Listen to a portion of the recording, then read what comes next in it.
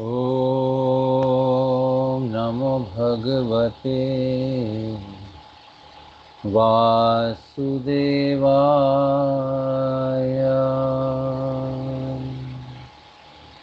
ॐ नमो भगवते वासुदेवाय।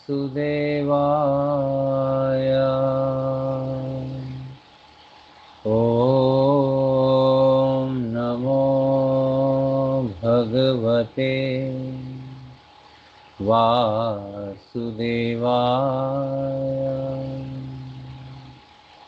ॐ अज्ञानतिमिरन्धस्य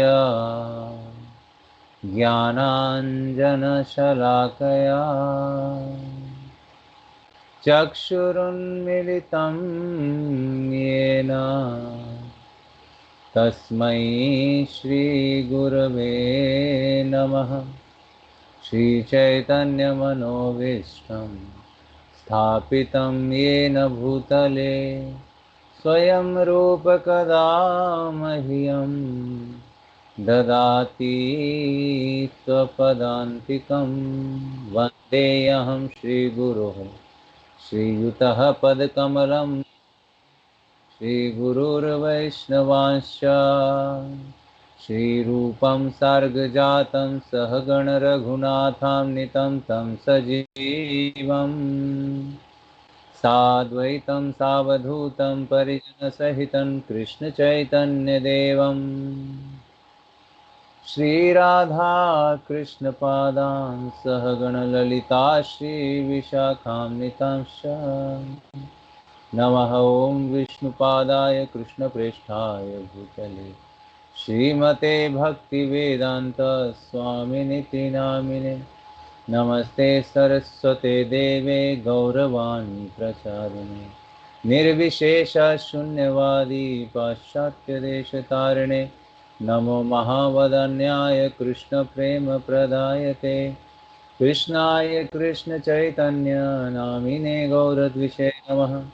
हे कृष्ण करुणा सिंधु दीनबंधु जगतपते गोपेश गोपिका कांत श्री राधा कांत नमोस्तुते तप्त कांचन गौरांगी श्री राधे वृंदावनेश्वरी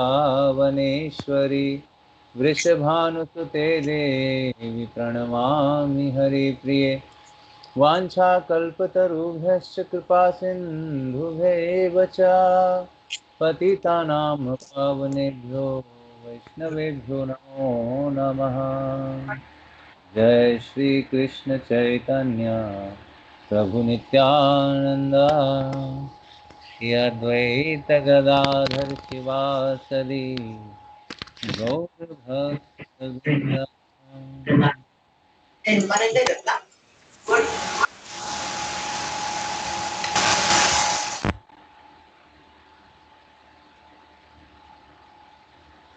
हरे कृष्ण कृष्ण कृष्ण हरे हरे हरे राम राम राम हरे हरे। हरे कृष्ण कृष्ण कृष्ण हरे हरे हरे राम राम राम हरे हरे। हरे कृष्ण कृष्ण कृष्ण हरे हरे हरे राम राम राम हरे हरे। ओम विष्णुपाद परमहंस परिवाजकाचार्य अष्टोतत शत शिष्यमद चरणारविंद भक्ति वेदांत स्वामी शिल बहुपाद की जय। इस्कॉन बीबीटी फाउंडर आचार्य भक्ति वेदांत स्वामी शिल बहुपाद की जय। जय ओम विष्णुपाद परमहंस कृष्ण कृपा मूर्ति भक्ति सिद्धांत सरस्वती गोस्वामी श्रील प्रभुपाद की जय। अनंत कोटि वैष्णववृंद की जय। नामाचार्य श्री हरिदास ठाकुर की जय। प्रेम से कहो श्री कृष्ण चैतन्य प्रभु नित्यानंद श्री अद्वैत गदाधर शिवासदि गौर भक्तवृंद की जय। श्री श्री राधा कृष्ण गोपीनाथ श्याम कुंड राधा कुंड गिरि गोवर्धन की जय। श्री श्री वृंदावन मथुरा धाम की जय। श्री श्री जगन्नाथ बलदेव सुभद्रा मैया की जय। मायापुर नवदीप धाम की जय। श्री क्षेत्र श्री पंढरपुर धाम की जय। शील प्रभुपाद ट्रांसेंडेंटल बुक डिस्ट्रीब्यूशन की जय। शील प्रभुपाद की जय। गौर भक्त बिंद की जय। भक्ति प्रदायनी बिंद देवी तुलसी महारानी की जय। राम संकीर्तन की जय। हरे कृष्ण महामंत्र की जय। निताय गौर प्रेमानंदे। सभी भक्तों की जय जयकार हो। सभी भक्तों की जय जयकार हो। सभी भक्तों की जय जयकार हो। श्री श्री गुरु और गौरांग की जय जयकार हो। हरे तो सभी भक्तों का हार्दिक स्वागत करते हैं हम आज की कक्षा में। हम श्री उपदेशामृत रूप गोस्वामी द्वारा रचित इस ग्रंथ के दूसरे श्लोक के ऊपर हम चर्चा कर रहे हैं। तो जिन भक्तों के पास पुस्तक है वो कृपा करके इस श्लोक को निकालिए ताकि आप इसको अच्छे से और उच्चारण कर सकते हैं।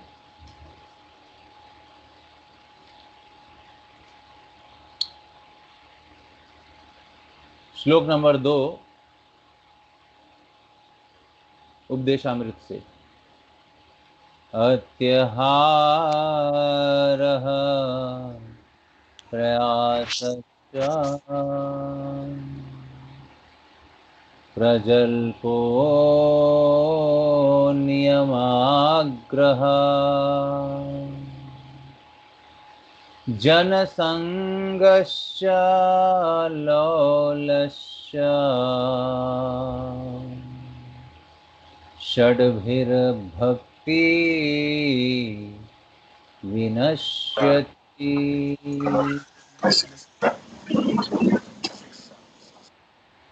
अत्यहारः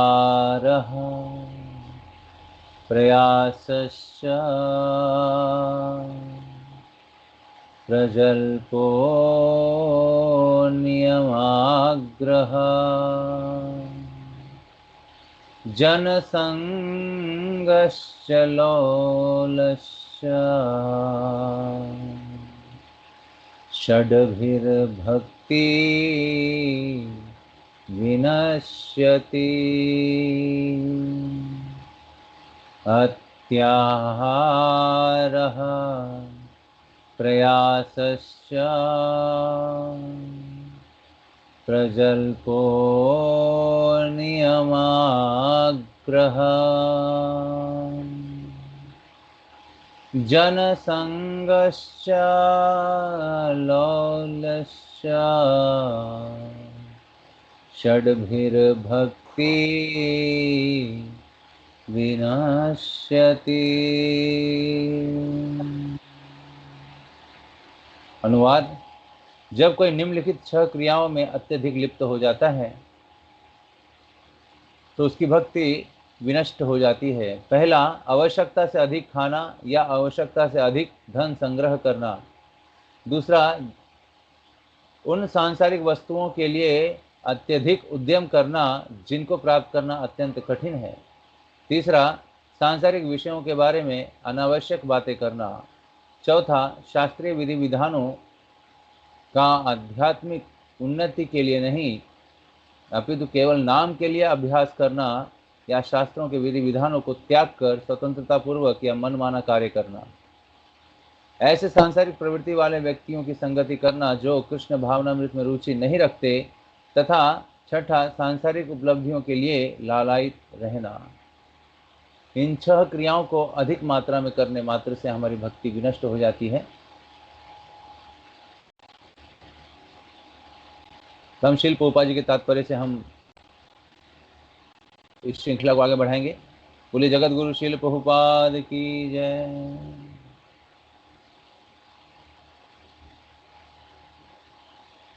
तो हम शिल प्रभुपाद जी के तात्पर्य के इस पैराग्राफ के ऊपर हम आज चर्चा करेंगे। मनुष्य को चाहिए कि मायावादियों की संगति से भी बचे। इस पैराग्राफ से हम चर्चा कर रहे हैं, तो कृपया करके आपकी पुस्तकों में इस पैराग्राफ से आप पूरी तरह से अपने आप को जोड़ सकते हैं। मनुष्य को चाहिए कि मायावादियों की संगति से भी बचें, क्योंकि वे केवल वैष्णव भक्तों की निंदा ही करते रहते हैं।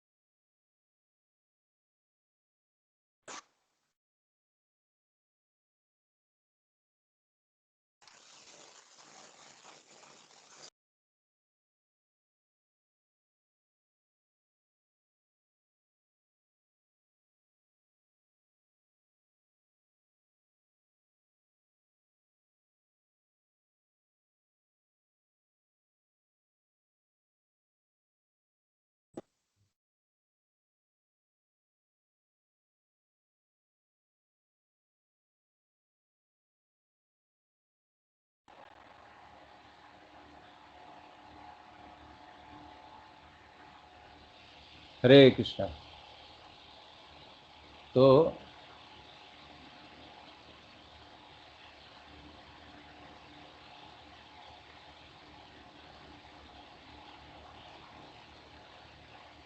मनुष्य को चाहिए कि मायावादियों की संगति से भी बचें, क्योंकि वे केवल वैष्णव भक्तों की निंदा ही करते रहते हैं। तो ये मायावादी का हमने पिछले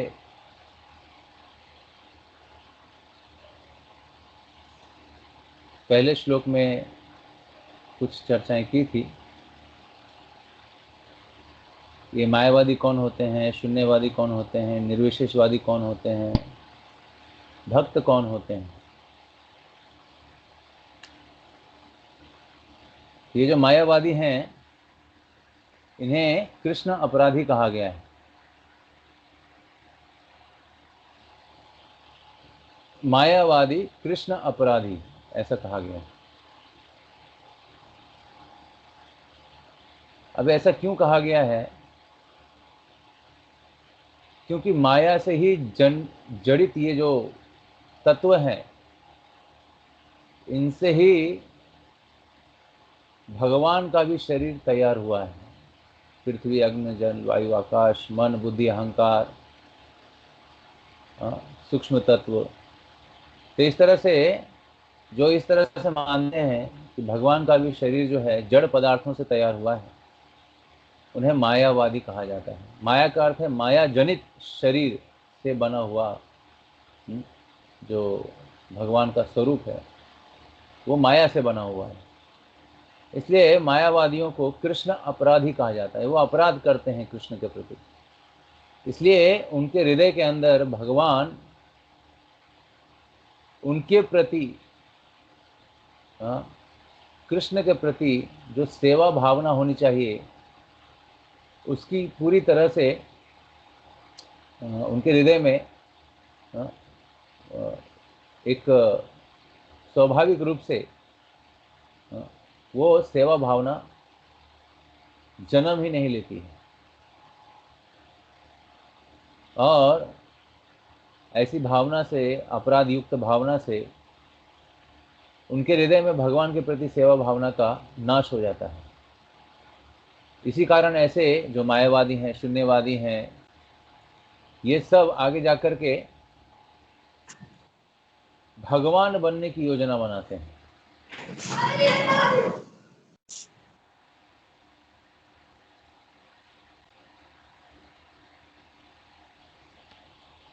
अर्थात भगवान से ही शक्ति प्राप्त करते हैं, भगवान का ही नाम जप करते हैं, राम राम राम इस तरह से नाम जप करते हैं। इस नाम से जो शक्ति प्राप्त होती है, उस शक्ति मात्र से अपने उस आइडेंटिफिकेशन को क्या कर देते हैं, भगवान से जोड़ देते हैं, या भगवान समझ लेते हैं अपने आप को, और भगवान के उस स्वरूप को त्याग करके स्वयं ही भगवान कहलवाने का प्रयास करते हैं। इसे ही अपराध कहा गया है। और ये जड़ शरीर के अंदर भीतर रह करके ऐसी बुद्धि मायावादियों की रहती है। अर्थात मायावादी कृष्ण अपराधी। तो मनुष्य को चाहिए कि मायावादियों की को संगति से भी, मायावादियों की संगति से भी बचना चाहिए। क्योंकि जो मायावादी भाष्य सुनता है, मायावादियों के द्वारा श्रवण करता है, सुनता है, तो उनकी कथाएं लगभग एक ही तरह की रहती हैं, कहानियाँ भी एक ही रहती हैं, दृष्टांत भी एक ही रहते हैं। लेकिन क्योंकि उनका हृदय जो है भगवान को भगवान स्वीकार न करके एक जड़ तत्व का बना हुआ शरीर स्वीकार कर रहा है, इसी कारण ऐसे व्यक्ति के मुख से सुनने से हमारे हृदय के अंदर सेवा भावना निकल जाती है। इसलिए मायावादियों का जो मुख से जो श्रवण करते हैं, हमने ऐसा देखा है कि ऐसे जीव के अंदर भगवान के प्रति सेवा की भावना ही निकल जाती है। वृंदावन वासी, आज वृंदावन में भगवान का आज भी जो है लीला चल रहा है गुप्त रूप से। लेकिन उन लीलाओं को दर्शन करने का जो सौभाग्य है वो केवल भक्त को ही मिलता है। जो बहुत ही एडवांस भक्त हैं, बहुत ही साक्षात्कारी भक्त हैं, उनको ही ये अवसर मिलता है। बाकी वृंदावन में भी ऐसे कई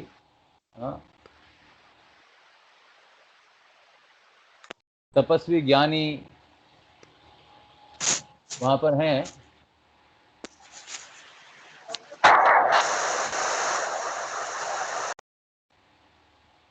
जो कि बहुत ही एडवांस हैं तपस्या में,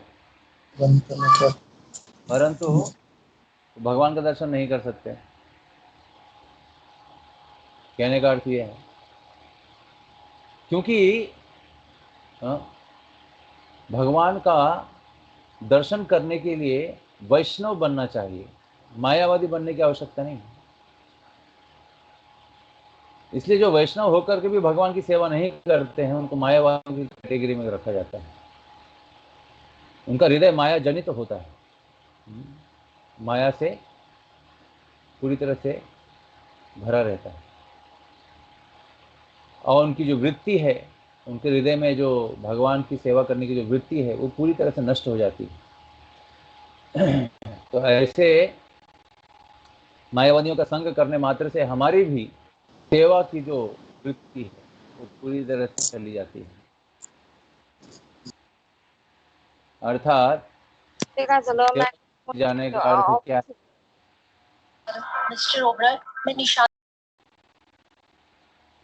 सेवा वृत्ति जाने का अर्थ है कि भगवान को यदि कष्ट हो रहा है तो उस कष्ट को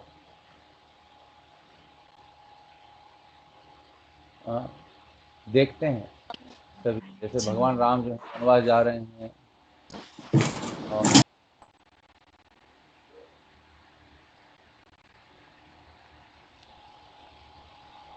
उनको पत्थरों के ऊपर चलना पड़ रहा है। पेड़ पौधे वृक्ष पशु पक्षी आकाश सबसे वो पूछ रहे हैं कहाँ मेरी सीता कहाँ है। तो ऐसे प्रश्नों के उत्तर वो ढूंढते हुए अनेक अनेक वृक्षों से पूछते हुए बहुत ही नुकीले पत्थरों पर चलते हैं। उनके पैरों से खून भी बहता है। इस दृश्य को श्रवण करके देख करके भक्त का हृदय भाव विभोर हो जाता है और उनकी कैसी सेवा करें ऐसी उनके अंदर भावना प्रकट होती है। और यही भावना जो है वैष्णव भावना है कि हम भगवान की सेवा कैसे करें। भगवान को भोग लगाना, भगवान का श्रृंगार करना, भगवान की आरतियाँ गाना, वैष्णव गीत के द्वारा जो है भगवान के गुणगान को सुनना, बोलना, श्रवण करना। तो इन सारे विधियों को वो पूरी तरह से अपने जीवन में व्यावहारिक रूप में कार्यान्वित करते हैं। कभी भी आइडियल अर्थात वो पूरी तरह से खाली नहीं बैठते हैं और जैसे भी समय मिले वो क्या करते हैं, हरे कृष्णा कृष्णा कृष्णा हरे हरे, हरे राम राम राम हरे हरे। और अपने मन को पूरी तरह से भगवान के चरणों में लगा करके उनका ही चिंतन करते हैं। अनन्यस्य चिन्तयन्तो मां ये जना पर्युपासते तेषां नित्यभियुक्तानां योगक्षेमं वहाम्यहम्। तो भगवान के भक्त भगवान का अनन्य भाव से बिना रुके 24 घंटा भगवान का ही चिंतन करते हैं और उनके चिंतन से ही अपने सारे कार्यों को कार्यान्वित करते हैं। उनके सारे कार्यों में भी वही चिंतन होता है, झाड़ू लगाना, कुकिंग करना, तुलसी महारानी में पानी जल अर्पण करना, कार्यों को करना, पढ़ाई करना, बच्चे पढ़ाई करते हैं। इस तरह से इन सब के पीछे चिंतन किसका है, कृष्ण का। राधा कृष्ण प्रणय विकृति आह्लादनी शक्ति रसवान, अर्थात भगवान श्री कृष्ण का चिंतन करने मात्र से उनका मन पूरी तरह से एकाग्र चित्त हो जाता है और से एकाग्र चित्त होने से उनके सारे कार्य भी कृष्ण भावना में परिणत हो जाते हैं। यही कृष्ण भावना की सबसे उत्तम और बहुत ही सुविधाजनक आनंद प्रदायी जो सेवाएं भक्त करते हैं। जैसे एक पारस मणि जो है वो किसी भी लोहे को हीरा बना देता है, उसी तरह से जो ये हरिनाम जप करता है, भगवान के नाम का जप करता है, भगवान की कथा का श्रवण करता है, तो उनके चित्त में, उनके मन, उनकी बुद्धि के द्वारा जो भी इच्छाएं, जो भी उनके विचार हैं वो कृष्ण भावना में परिणत हो जाते हैं। यही है कृष्ण भावना का सबसे सरल और बहुत ही एक ऐसा प्रभाव जो तीनों गुणों को पूरी तरह से नीचे करके हमें उन सारे गुणों से ऊपर उठा देते हैं और भगवान का साक्षात्कार करवा देते हैं। लेकिन शर्त यही है कि भगवान के नाम का जप बहुत ही तीव्रता से करना चाहिए। तीव्रेण भक्ति योगेन, हरे कृष्ण कृष्ण कृष्ण हरे हरे, हरे राम राम राम हरे हरे, हरे कृष्ण कृष्ण कृष्ण हरे हरे, हरे राम राम राम हरे हरे। इस तरह से भगवान की माला को फेरना चाहिए बहुत ही तीव्रता से, हृदय के साथ मन को एकाग्र चित्त करके, और ये नियमित रूप से करना चाहिए बिना खंडित किए। हम एक माला कर रहे हो, 2 माला कर रहे हो, 5 माला कर रहे हो, 16 माला कर रहे हो, नियमित रूप से कीजिए और धीरे धीरे समय आने पर वो मालाएं आपको, आपके चित्त को शुद्ध करेगी। जैसे ही चित्त शुद्ध होगा हम अपनी मालाओं में वृद्धि करेंगे और ये माला ज़्यादा करने की इच्छा हमारे अंदर जागृत होगी। इसलिए भगवान की भक्ति में सबसे महत्वपूर्ण जो कार्य है 99% वो है भगवान के नाम का जप, जिसको 99% तक रखा गया है। लेकिन वो जो 1% है वो क्या है? भगवान की सेवा। क्योंकि कहा गया है तो अप्यस्य धर्मस्य त्रायते महतो भयात्। यदि भगवान की सेवा हम थोड़ी सी भी करते हैं, स्वल्पम अप्यस्य धर्मस्य, थोड़ा छोटी सेवा भी अगर हम करते हैं, भगवान को तुलसी अर्पण करते हैं, फूल अर्पण करते हैं, भगवान को मन में चिंतन करते हैं, ऐसी थोड़ी सी भी सेवा अगर हमसे हो जाती है, लेकिन उसकी भावना कितनी है, कृष्ण भावना कितनी है? 99%। अर्थात जो जब हम कर रहे हैं वो 99% तक लिया गया है और 1% ही क्रिया में है। जब हम भगवान की सेवा करते हैं उस भाव से, कृष्ण भाव से, कृष्ण भावना से तुरंत हमारे हृदय के अंदर कृष्ण प्रेम प्रकट हो जाता है। इसमें कोई दो राय नहीं है। यदि हम सेवा कर रहे हैं लेकिन उसके अंदर कृष्ण भावना तनिक भी नहीं है, कुछ भी नहीं है, तो हम कितना भी सेवा करते रहे, हमारा हृदय परिवर्तन होने वाला नहीं है।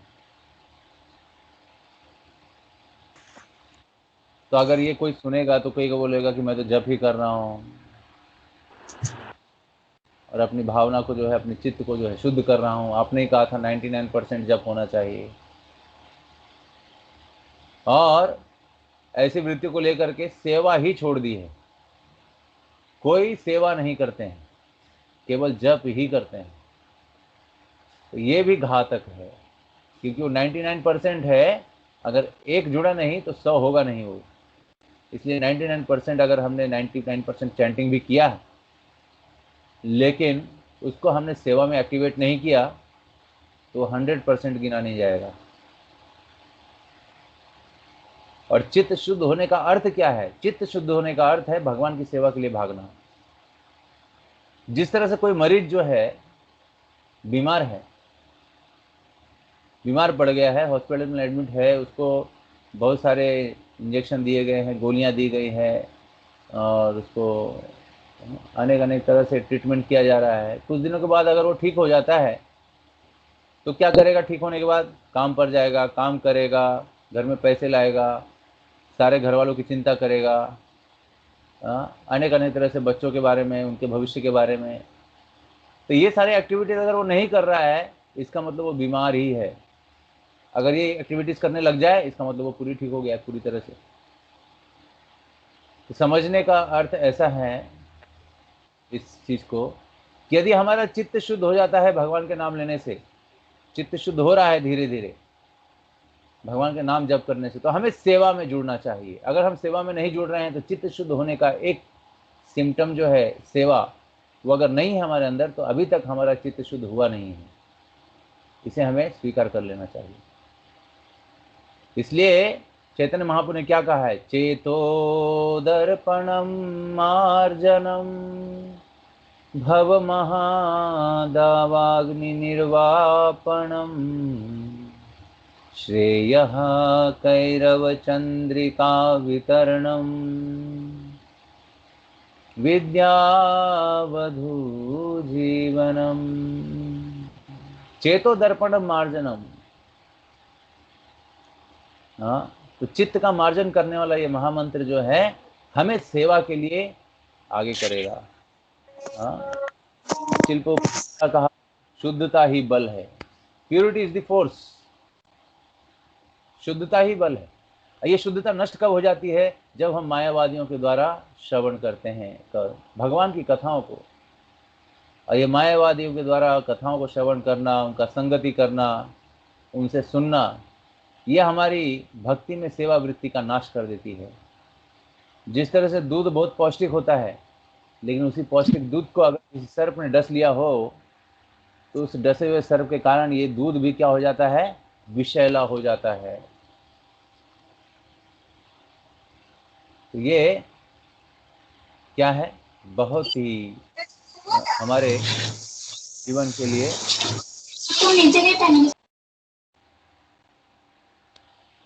इस बाधा को पूरी तरह से निकालने के लिए हमें परंपरा में आए हुए शुद्ध भक्तों के द्वारा ही श्रवण करना चाहिए। ये परंपरा जो है अलग अलग तरीके से 4 परंपराओं में आती है, जिसमें हम ब्रह्म गौड़ीय माधव संप्रदाय में आते हैं। ये ब्रह्म गौड़ीय माधव संप्रदाय जो है, इसके अंदर श्री चैतन्य महाप्रभु का प्राकट्य हुआ है, आविर्भाव हुआ है। और ऐसे परंपरा में भक्ति के उपरांत तुरंत ही भक्ति में प्रगति करने के लिए आगे आ जाते हैं। तो ये बहुत ही जरूरी है। Chant Hare Krishna and be happy. और भगवान को भोग अर्पित करके प्रसाद लेना चाहिए। मायावादियों को तो भगवान पता ही नहीं, तो भोग कैसे अर्पित करेंगे, है ना। इसलिए कृष्ण भक्ति जो है बहुत ही रेयर है, और सारे जितने भी योग पद्धतियां हैं उन सब से ऊपर वैष्णवता, वैष्णव भक्ति है, विष्णु की भक्ति है, कृष्ण की भक्ति है, कृष्ण की सेवा वृत्ति है। इसलिए इस वृत्ति का नाश न हो, इसलिए हमें मायावादियों का संग नहीं करना चाहिए और उनसे श्रवण भी नहीं करना चाहिए, क्योंकि वे केवल वैष्णव भक्तों को की निंदा ही करते रहते हैं। ऐसे मायावादी जो हैं वो क्या करते हैं, वैष्णवों की निंदा करते हैं। कृष्ण अपराधी हैं। तो अत्याहारियों के अंतर्गत इन लोगों को समावेश हो जाता है। तो अत्याहार का श्रवण से भी यहाँ पे संपर्क किया गया है कि अत्याहार का अर्थ है कि हमें केवल वैष्णवों के मुख से ही सुनना चाहिए जो परंपरा में है। उनसे अलग होकर के हम अन्य तरीके से और किसी से मुख से भी सुन रहे हैं तो हमारे भक्ति के लिए बहुत खतरनाक है। इसलिए अत्याहारियों के अंतर्गत इन लोगों का समावेश हो जाता है।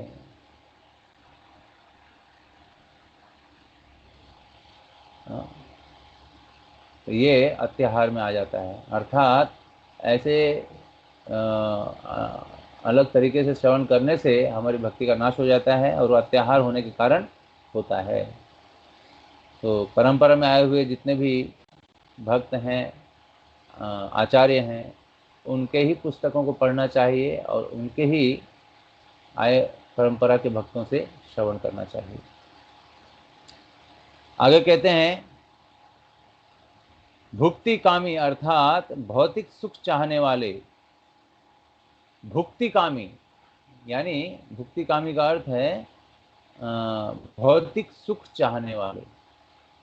भौतिक सुख का अर्थ है शरीर से जुड़ा हुआ सुख, इंद्रियों से जुड़ा हुआ सुख, मन से जुड़ा हुआ सुख। इसी को भुक्ति कामी अर्थात भौतिक सुख कहा गया है। और मुक्ति कामी अर्थात जो निराकार ब्रह्म में विलीन होकर के मुक्ति चाहते हैं। तो मुक्ति कामी यानी मुक्ति कामी वो होते हैं जो भगवान के अस्तित्व को एक ब्रह्म ज्योति के रूप में स्वीकार करते हैं, अर्थात भगवान एक प्रकाश है और उस प्रकाश के अंदर विलीन हो जाते हैं। ऐसे 2 तरह से, जैसे शिशुपाल ने भी भगवान को राजसूय यज्ञ में बहुत ही अपशब्द कहे, अपराध जनित बातें की, उसके उपरांत शिशुपाल का वध हुआ और वध होने के बाद उसकी आत्मा जो है भगवान के शरीर में प्रवेश कर जाती है। और एक है ब्रह्म ज्योति में लीन होना। ये दोनों ही प्रकार में भगवान के शरीर के अंदर लीन होना ये सबसे निम्न कोटि का मुक्ति है।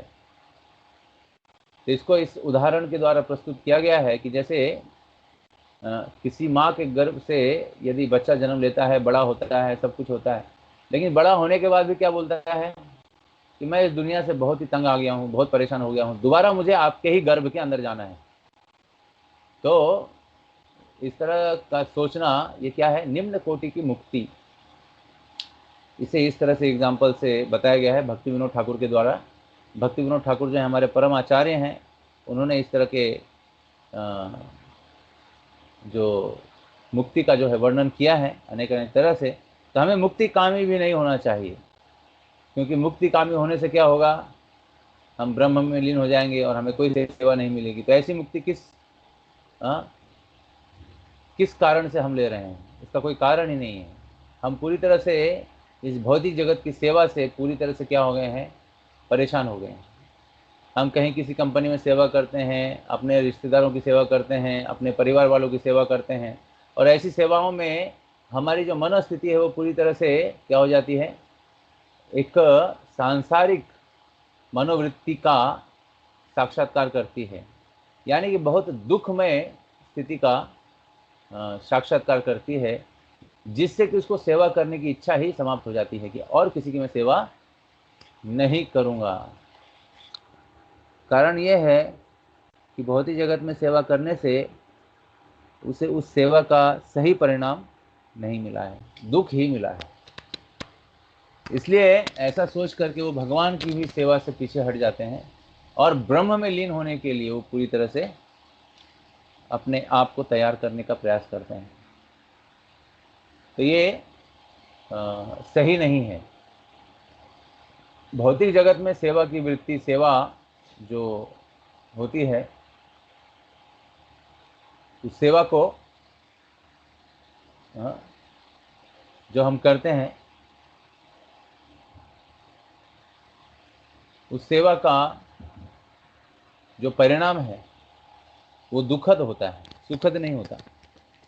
क्योंकि संसार में जो भी सेवाएं होती हैं वो विषयों से संपर्क करके होती हैं। इसलिए विषयों के संपर्क में आकर के इन सांसारिक सेवाओं को जो हम करते हैं, उसको बहुत सुंदर उदाहरण बताया गया है। ध्यायतो विषयान पुंसः संगस्तेषु पुजायते संगात संजायते काम काम क्रोध अभिजायते क्रोधाद् भवति सम्मोह सम्मोहात् स्मृतिविभ्रमा स्मृतिभंशात् बुद्धिनाश बुद्धिनाशात् प्रणश्यति। यानी विषयों का संसर्ग होने से जिससे हम पूरी तरह से प्रभावित हो जाते हैं, अंत में बुद्धि का नाश हो जाता है और हम पूरी तरह से नरक में गिर जाते हैं, भवकूप में गिर जाते हैं। और ये किसके संसर्ग से होता है? विषयों के संसर्ग से। तो ऐसे विषयों के संसर्ग से हम जो सेवाएं करते हैं, अपने संबंधियों के, अपने समाज के जो भी सेवाएं हैं, उनसे जब हम जुड़ते हैं तो अंत में दुख ही मिलता है। और ऐसे दुख को मिलने से हमारा अनुभव सेवा का खराब हो जाता है और हम भगवान की सेवा करने में भी उसी प्रकार का अनुभव करेंगे, यह सोच करके वो सेवा की वृत्ति को निकाल देता है और भगवान के ब्रह्म ज्योति में वो अपने आप को पूरी तरह से लीन कर देता है। यानी वो सेवा को समझ नहीं पाता है या सेवा वृत्ति को वो पूरी तरह से अपने हृदय में धारण नहीं कर पाता है। तो ये सेवा वृत्ति को धारण नहीं करने का अर्थ यही है कि तो सांसारिक सेवाओं से बहुत ही परेशान हो गया इसी कारण से। लेकिन ऐसी बात नहीं है, संसार की सेवा में हमें दुख है, लेकिन भगवान की सेवा करने से केवल सुख ही सुख।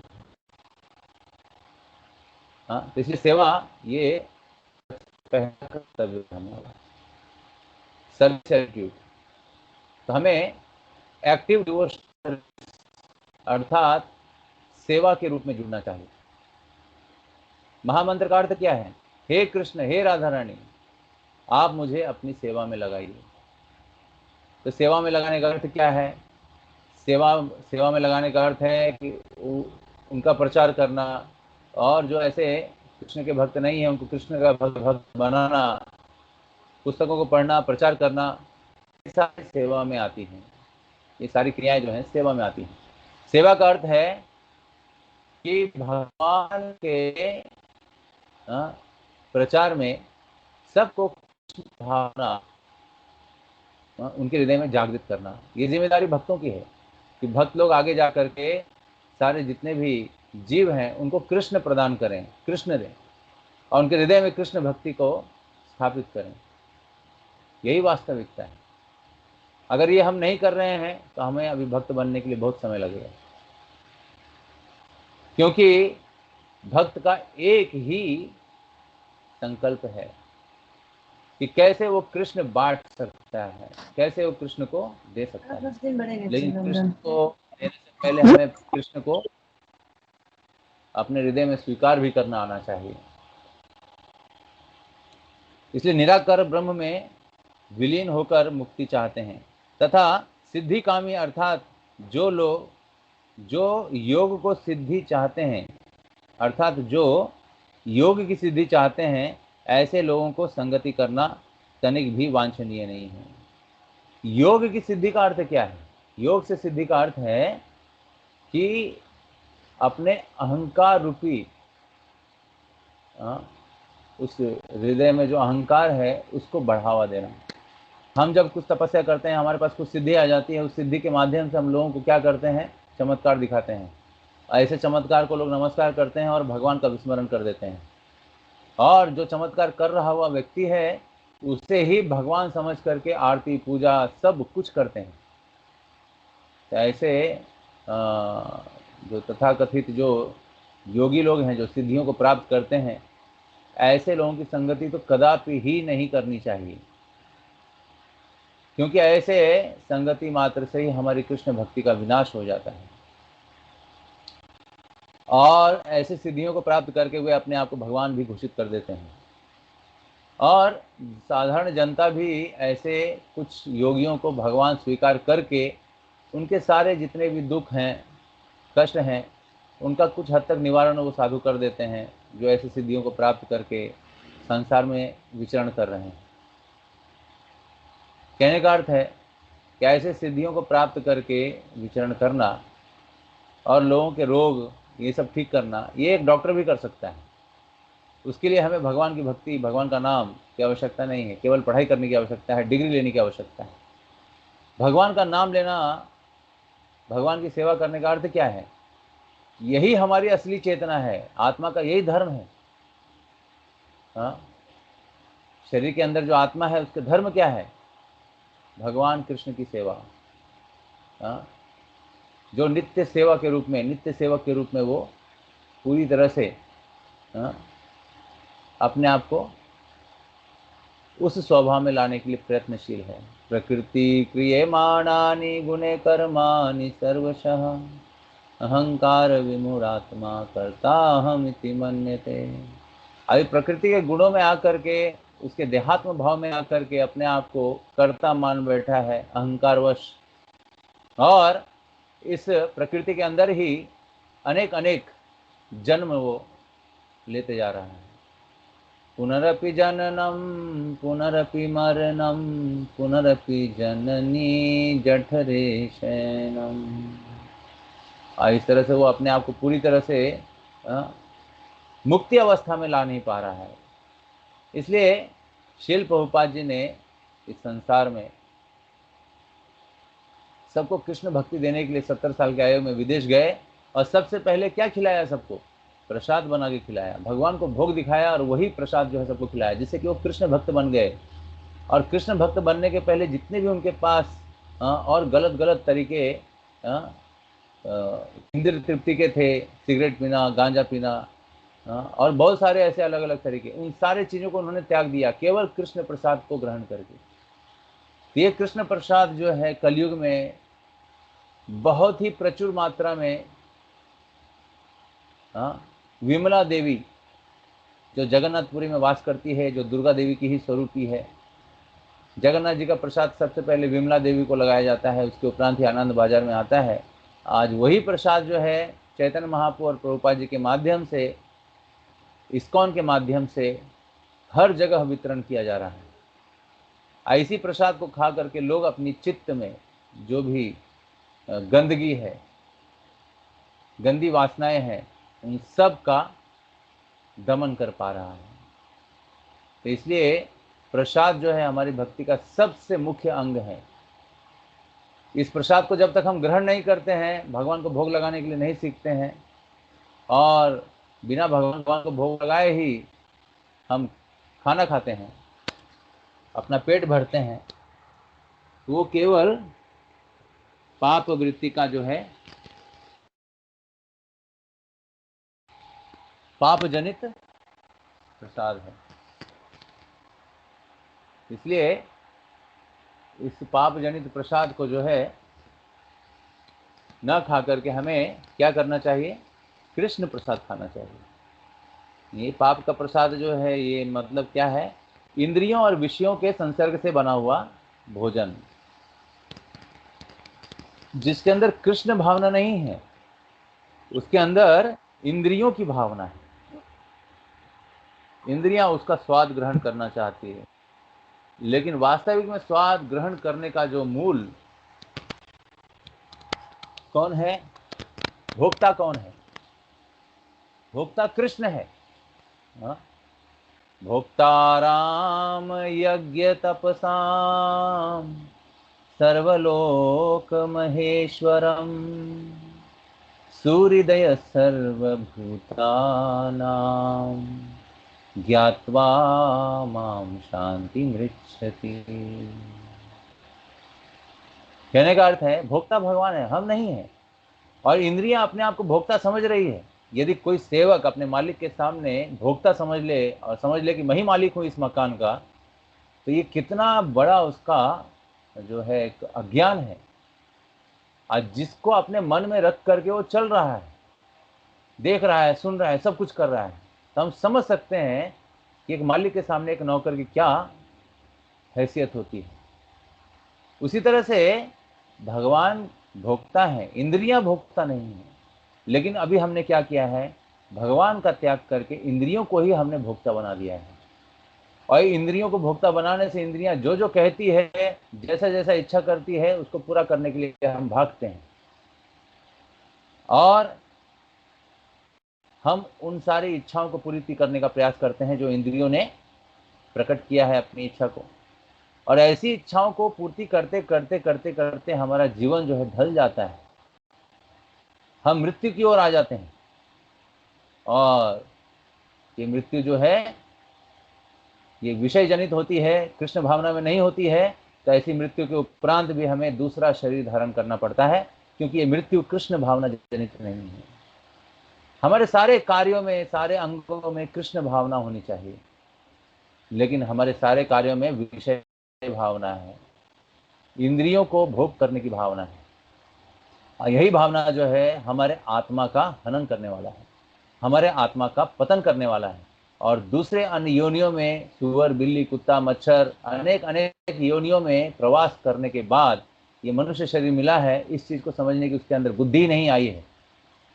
इसलिए सबको चाहिए कि वो भगवान के नाम से जुड़े, भगवान की सेवा से जुड़े, और अन्य सारे भौतिक कार्यों को भगवान की सेवा से न जोड़े।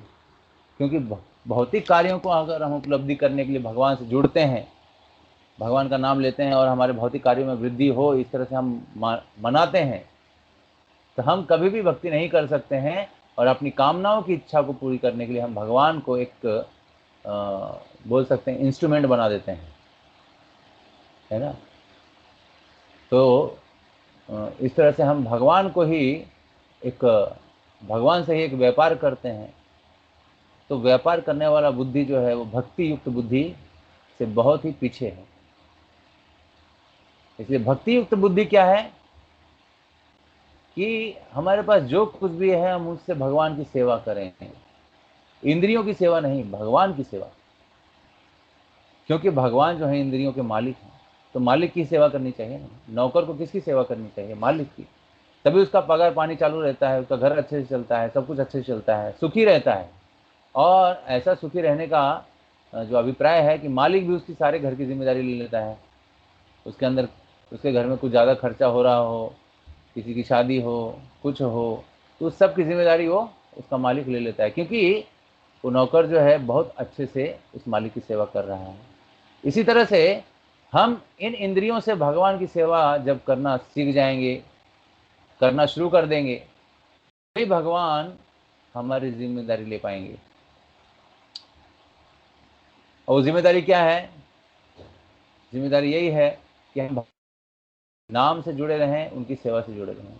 इसलिए एक मंत्र हमेशा याद रखना चाहिए कि हम भगवान को कभी ना भूलें, हम भगवान को कभी ना भूलें और हमेशा कृष्ण का स्मरण करें। इस मंत्र को अपने दीवार पे लिख दीजिए बड़े अक्षर से और इसको रोज पढ़िए आप, आपकी भक्ति में वृद्धि होगी कि हम कृष्ण को ना भूलें और हमेशा कृष्ण को स्मरण करें।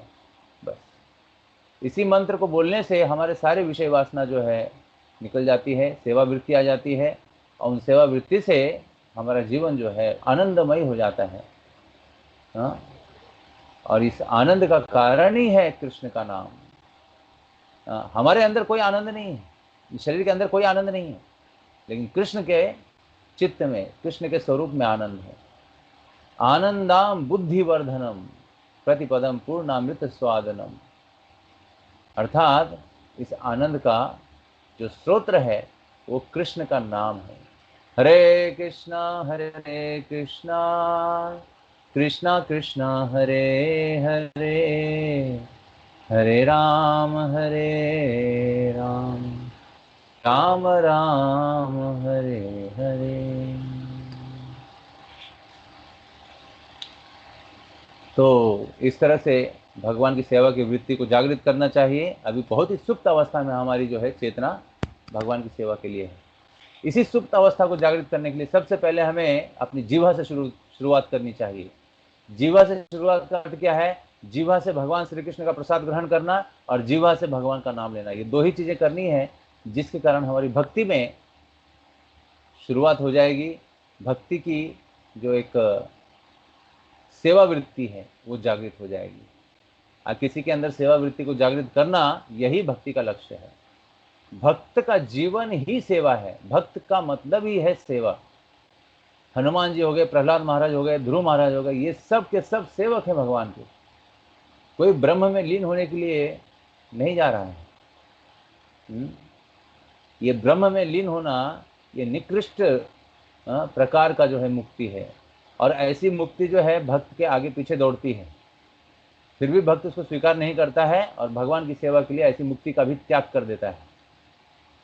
इसलिए ऐसी दृढ़ता से हमें भक्ति करनी चाहिए कि हमारा हृदय पूरी तरह से कृष्ण भावना में बदल जाए। ये कृष्ण भावना है क्या? ये कृष्ण भावना अर्थात सूर्य का प्रकाश है। कृष्ण सूर्य सम माया है अंधकार, जहाँ कृष्ण तहाँ नहीं माया अधिकार। जहाँ सूर्य का प्रकाश आ जाता है वहाँ पे अंधेरा नहीं रहता। लेकिन एक तरह से ऐसा भी कहा जा सकता है कि यदि सूर्य का प्रकाश है फिर भी हमारे सामने अंधेरा है, अर्थात हमने सूर्य के सामने अपने पीठ को दिखाया है, और पीठ को दिखाने मात्र से हम अपनी परछाई को ही देखते हैं, सूर्य को नहीं देख पाते। इसलिए भगवान तो प्रकट रूप में है और पूरी तरह से सर्वत्र है, नाम के रूप में जीवन पर है। हमें केवल उनका नाम उच्चारण करना चाहिए। अगर हम नाम उच्चारण नहीं कर रहे हैं तो भगवान से हमने पीठ दिखाया है और हम अपनी परछाई को देख करके डर रहे हैं, चल रहे हैं, और ऐसी परछाई का कोई अस्तित्व नहीं है, क्योंकि वो परछाई जो है उसको हम पकड़ ही नहीं सकते। इसी कारण इसका जो अस्तित्व है ये कुछ भी नहीं है। लेकिन उस अस्तित्व के पीछे जो अधर्म छुपा हुआ है, इस अधर्म की वृत्ति को हमें क्या करना है? निकालना है। तो हमें बस दूसरी ओर मुड़ना है जहाँ पे कृष्ण है, जहाँ पे सूर्य है, और ऐसे सूर्य के सामने मुड़ने से ही हम सूर्य के प्रकाश को ही देख पाएंगे। अपनी परछाई को हम कभी नहीं देख पाएंगे, चाहेंगे तो भी नहीं देख पाएंगे। ऐसी है कृष्ण के सेवा में अपने आप को लगाने से हम यदि अंधकार में जाना भी चाहें तो भी हमें भगवान अंधकार में जाने नहीं देंगे। यही भगवान की कृपा है, और ऐसी कृपा को प्राप्त करने हेतु हमें नित्य निरंतर क्या करना चाहिए? भगवान के नाम का जप करना चाहिए। हरे कृष्ण कृष्ण कृष्ण हरे हरे, हरे राम राम राम हरे हरे। 3 ही शब्दों के साथ मैं आज इस प्रवचन को विराम देता हूँ। बहुत बहुत धन्यवाद। शिल प्रभुपाद की जय, गौर भक्तविंद की जय, श्री उपदेशामृत ग्रंथ की जय, श्री रूप गोस्वामी पाद की जय। वांछा कल्पतरुभ्यश्च कृपा सिंधुभ्येव च पतितानां पावनेभ्यो वैष्णवेभ्यो नमो नमः। अनंत कोटि वैष्णव वृंद की जय। निताई गौर प्रेमानंदे।